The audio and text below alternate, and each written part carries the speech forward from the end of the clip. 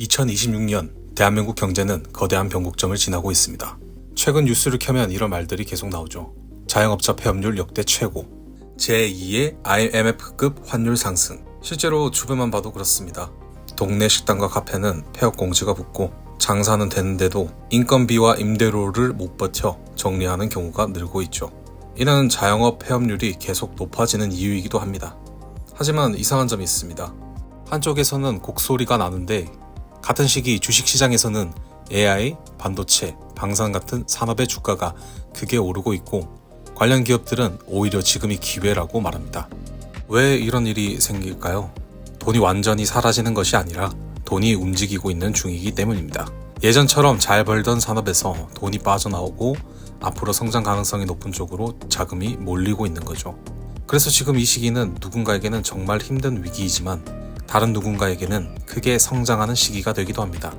이 영상에서는 성장은 느려지고 아이는 줄어들며 환율은 높게 유지되는 이른바 저성장, 초저출산, 고환율이라는 세 가지 문제가 한꺼번에 밀려오는 쉽지 않은 시기의 한국에서 어떤 산업이 흔들리고 있는지, 반대로 어떤 분야로 돈과 기회가 몰리고 있는지 각각 4가지의 산업, 총 8가지의 산업과 그리고 이 변화 속에서 우리가 주목해야 할 포인트는 무엇인지 최대한 쉽고 구체적으로 하나씩 짚어보겠습니다.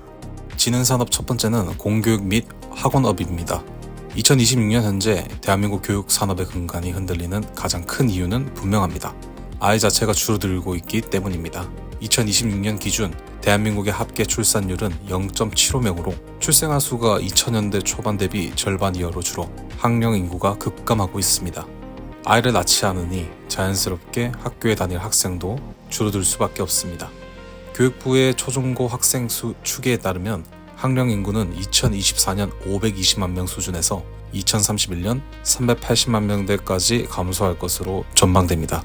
특히 충격적인 건 초등학생 수입니다. 약 235만 명에서 155만 명으로 크게 감소할 것으로 전망됩니다. 교육시장의 출발점 자체가 무너지고 있는 셈입니다. 이 변화는 공교육에 영향을 주고 있습니다. 학생 수 감소로 인해 학급 수 축소, 학교 통폐합, 폐교가 빠르게 늘고 있고 이제 학교가 사라지는 일은 일부 농촌이나 특정 지역의 문제가 아니라 전국적인 현상이 되고 있습니다. 대학교도 지방대 전문대 상당수가 입학 정원을 채우지 못해 신입생 충원율이 50에서 60%대에 머무르는 사례가 증가하고 있고 학령 인구 감소로 경영난을 견디지 못해 폐교하는 학교가 늘고 몇몇 대학들은 특성화, 합병, 외국인 유학생 모집 등 다양한 생존 전략을 모색하고 있습니다. 그리고 이 흐름은 그대로 사교육 시장, 즉 학원업으로 이어집니다. 학원을 다닐 아이 수가 줄어들면서 수학, 영어, 예체능을 가리지 않고 아동 대상 학원업 전반의 시장 규모가 함께 줄어들고 있습니다. 경기가 안 좋아서가 아니라 수요층 자체가 줄어든 구조적 변화의 영향입니다. 학원업의 가장 큰 문제는 이 감소가 일시적인 조정이 아니라는 점입니다. 출산율이 단기간에 반등하지 않는 한 학령 인구 감소는 앞으로도 계속될 가능성이 큽니다. 즉, 공교육과 학원업은 경기 불황으로 잠시 힘든 산업이 아니라 인구 구조 변화로 인해 장기적으로 규모가 줄어드는 지능산업의 대표 사례입니다. 두 번째로 살펴볼 지능산업은 웨딩업입니다. 즉, 결혼을 전제로 형성된 산업 전반입니다.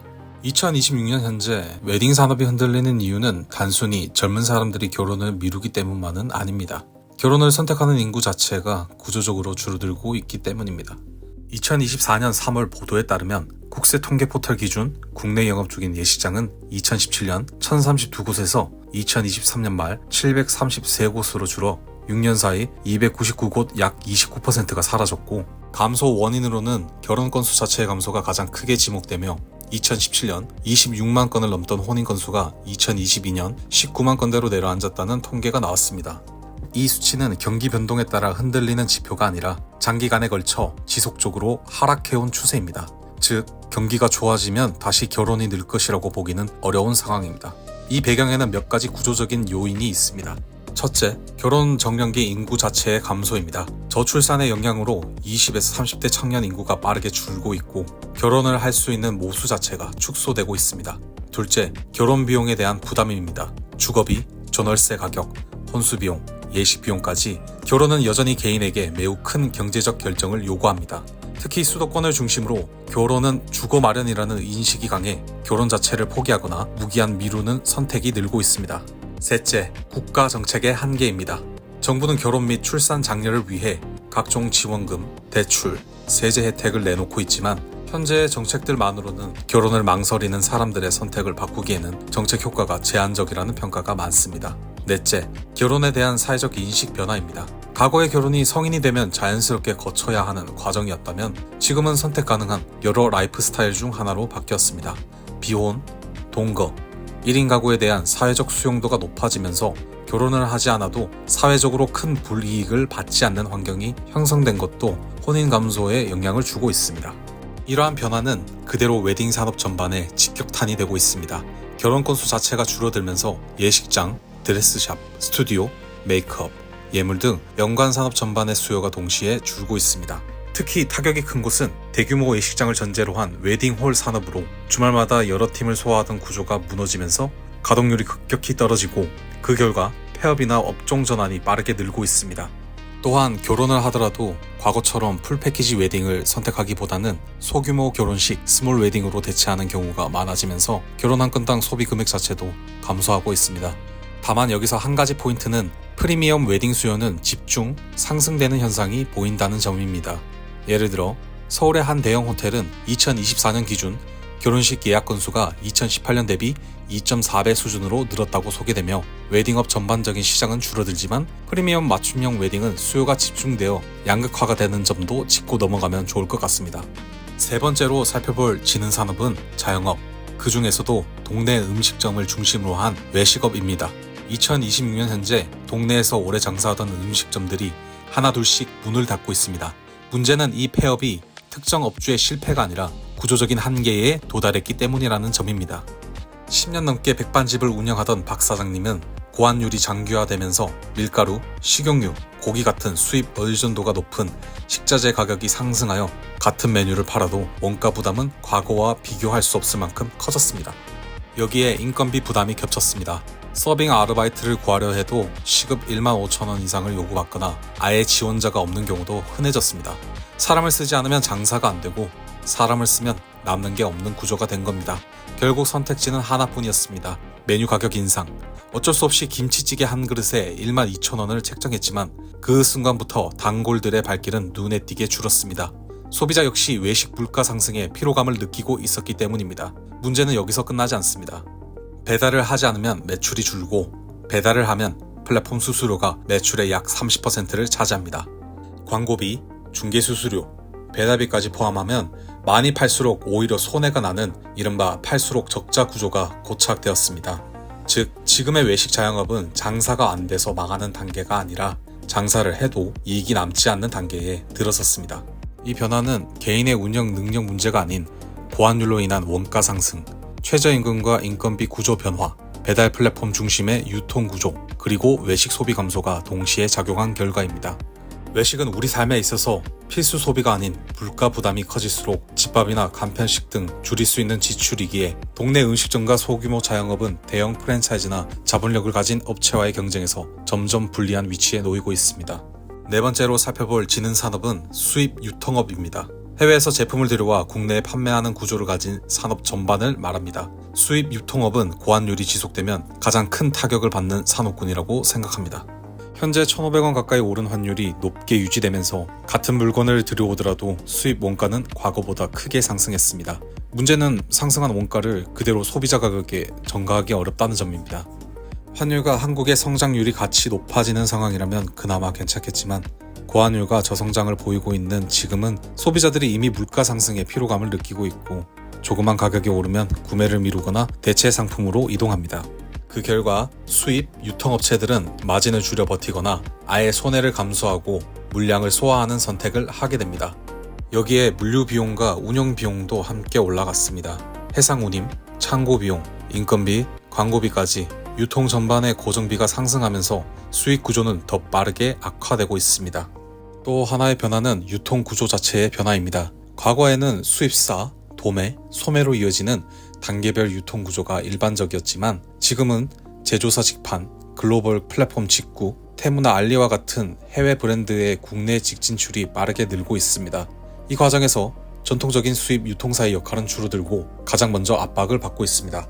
벤츠나 애플과 같은 브랜드 파워가 강한 수입 유통업체는 그나마 일부분 소비자들에게 가격 인상을 전가할 수 있겠지만 브랜드 파워가 약한 수입 유통업체는 소비자들이 선택지에서 점점 밀려나고 있고 밀려나게 될 것입니다.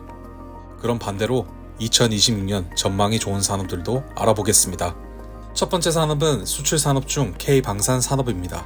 지금까지 살펴본 지능 산업들은 고환율로 인해 비용은 오르고 수익은 줄어드는 산업들이었습니다. 하지만 같은 환경에서도 정반대의 결과를 만들어내는 산업이 있습니다. 바로 해외로 수출을 많이 하거나 달러로 수익을 벌어들이는 산업입니다. 그중 대표 산업으로는 K방산 산업이 있습니다. 방산 산업은 원화로 인건비와 생산 비용을 지불하고 달러로 매출을 받는 대표적인 수출 산업입니다. 환율이 오를수록 같은 무기를 수출해도 원화 기준 매출과 이익은 자연스럽게 증가합니다. 고환율이 리스크가 아니라 무기가 되는 산업입니다. 여기에 더해 미국의 트럼프 정권 속 글로벌 안보 불확실성, 각국의 국방 예산 확대가 겹치면서 한국 방산 기업들은 가격 경쟁력과 납기 안전성을 동시에 인정받고 있습니다. 그 결과 K방산은 수출 계약이 연속적으로 이어지고 주가는 물론 기업 가치 역시 고환율 환경에서 빠르게 재평가되고 있습니다. 대표적인 K방산 종목인 하나시스템의 경우 최근 신고가도 기록하는 것처럼요. 두 번째 산업은 AI 로보틱스와 자동화 솔루션 산업입니다. 사람은 줄고 인건비는 오르는 저성장, 초저출산 시대에 가장 빠르게 성장하는 산업입니다. 퇴근길에 들른 동네 김밥집, 주문은 키오스크가 받고 주방 안을 들여다보면 이제 사람 대신 자동화 기계가 재료를 손질하고 김에 재료를 올리고 김밥 말기를 반복합니다. 만들어진 김밥은 서빙 로봇이 서빙하고 있습니다. 요즘은 사람 구하는 게 제일 힘들어요. 시급은 계속 오르는데 로봇은 불평도 없고 지각도 없고 24시간 돌려도 월 렌탈료가 알바 한 명 급여의 4분의 1도 안 됩니다. 과거 자동화는 대기업 공장의 이야기였습니다. 하지만 지금은 다릅니다. 인건비는 계속 오르고 매출은 불안정한 상황에서 사람을 구할 순 없고 로봇은 사람을 대신할 수 있는 대안이 되었습니다. 게다가 로보틱스는 단순히 자영업의 인력 부족을 메우는 장비가 아닙니다. 로보틱스는 AI 시대의 핵심 인프라 산업입니다. AI가 이제 생각만 하는 단계를 넘어 현실 세계에서 직접 일을 하기 시작한 현 시대에 AI 로보틱스는 AI 시대의 모험 역할을 합니다.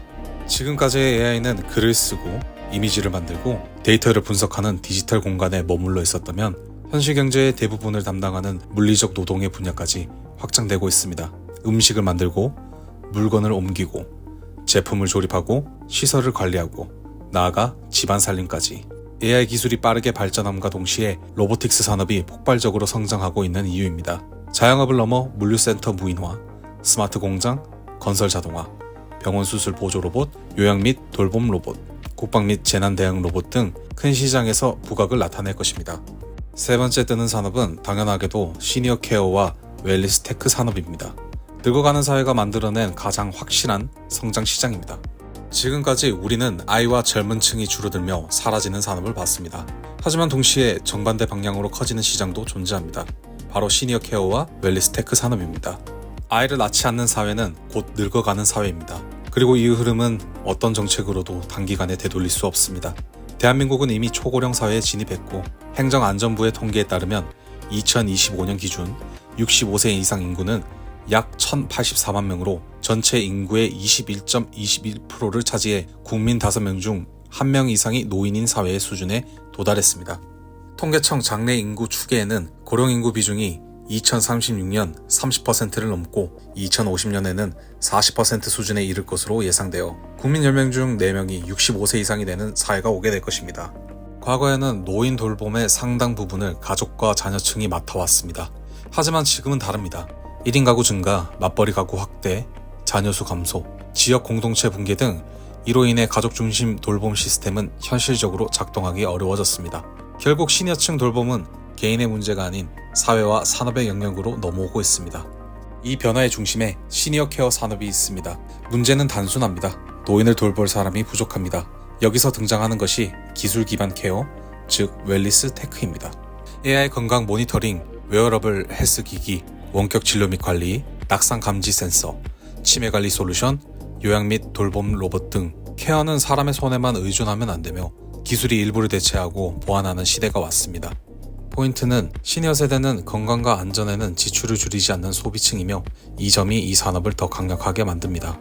또한 남은 인생을 즐겁게 살려는 액티브 시니어를 위한 여행과 교육 산업 등은 2026년 대한민국 내수 시장의 큰 성장 동력이 될 것입니다. 시니어 케어와 웰니스 테크 산업의 가장 큰 장점은 경기에 덜 흔들린다는 점입니다. 경기가 좋아도 필요하고 경기가 나빠도 포기할 수 없으며 인구 구조상 앞으로도 계속 커지게 될 것입니다. 마지막으로 알아볼 산업은 한국 IP 기반 K컬처 산업입니다. 국내 인구 감소와 내수 침체의 영향을 덜 받는 오히려 그 한계를 뛰어넘는 K컬처 산업은 더 이상 단순 유행이 아닌 한국이 세계 시장에 수출하는 핵심 자산이 되었습니다. K-팝, K-드라마, 웹툰, K-푸드, K-뷰티들은 국내 소비자를 넘어 글로벌 소비자의 마음도 사로잡고 있습니다. 이번 정부에서도 K컬처 산업을 국가 전략 산업으로 육성하려는 의지를 강하게 보여주고 있고 한류 콘텐츠가 단순한 문화 수출을 넘어 한국 경제의 핵심 산업으로 자리 잡을 수 있도록 정부가 노력할 것이라고 강조했습니다. 거기에 더해 고환율은 K컬처 산업에 날개를 달아줄 것입니다. K컬처 산업 역시 대표적인 달러 수익형 산업으로 해외 음원 스트리밍, 글로벌 브랜드 협업, 해외 유통 등 수출 계약은 대부분 외화로 이루어지기 때문에 같은 컨텐츠를 팔아도 환율이 오를수록 원화 기준 수익성은 더 좋아지게 되는 거죠. 즉, K컬처 산업은 고환율 환경에서 자연스럽게 수혜를 받게 될 것입니다. 여러분, 오늘 제가 드린 말씀은 공포를 조장하기 위함도 투자를 부추기기 위함도 아닙니다. 이 영상이 여러분의 미래 설계에 조금이라도 도움이 되었길 진심으로 바랍니다. 지금까지 세상을 이해하는 시선이었습니다. 영상이 흥미롭거나 유용하셨다면 좋아요와 댓글, 구독, 그리고 알림 설정까지 꼭 부탁드리겠습니다. 감사합니다.